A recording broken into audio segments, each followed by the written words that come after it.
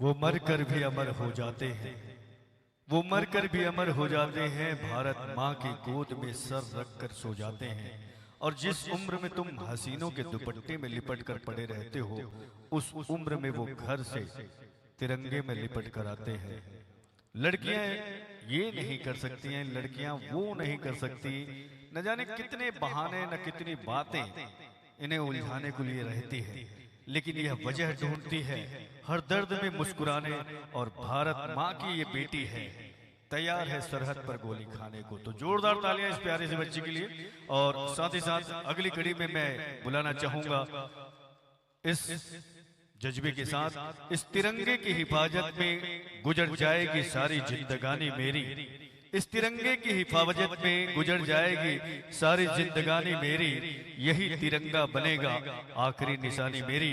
और इसी से शुरुआत है और इसी से लिपट कर खत्म होगी कहानी मेरी। मैं जोरदार तालियों के साथ मंच पर बुलाना चाहूंगा बंधन यादव जी को कि वे आए और एक प्यारा सा सॉन्ग देश भक्ति का आपके बीच।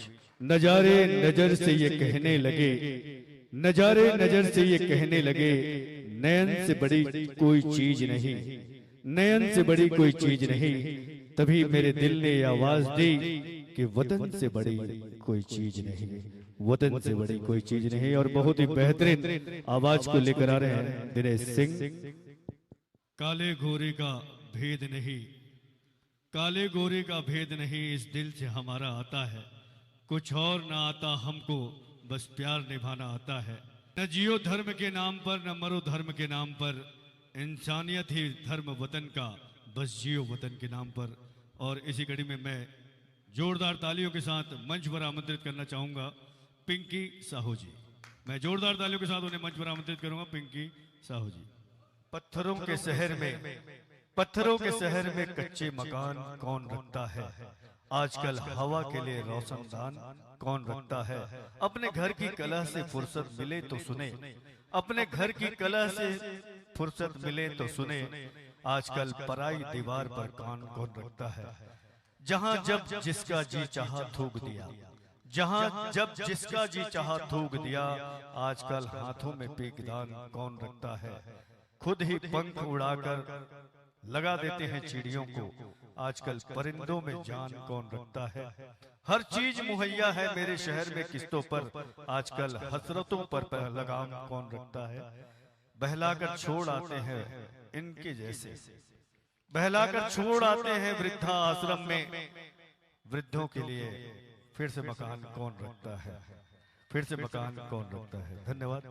सत्या सोच रहा था कि मुझे कुछ नहीं मिलेगा, वो अपना पहले निकाल के रखा हुआ है। खैर प्रयास की बात है। मैंने जैसे कहा कि ये दो हमारे आजू बाजू जो खड़े थे, इन्होंने पिछले कई दिनों से खूब मेहनत की है, तो इनको हम सम्मानित नहीं करना चाहते थे, इसलिए कि हमारे परिवार के सदस्य हैं, लेकिन एक कलाकार भी हैं। तो सदस्य तो हमारे हैं, लेकिन कलाकार तो अपनी कला के कारण है, इसलिए इनकी कला का सम्मान करने के लिए मैं स्वयं सत्या को भी सम्मानित करना चाहता हूँ।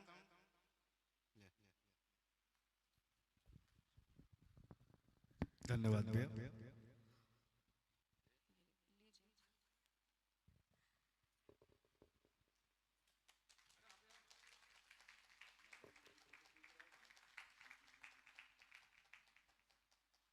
इसी शब्दों के साथ अपने वाणी को विराम देने जा रहे हैं।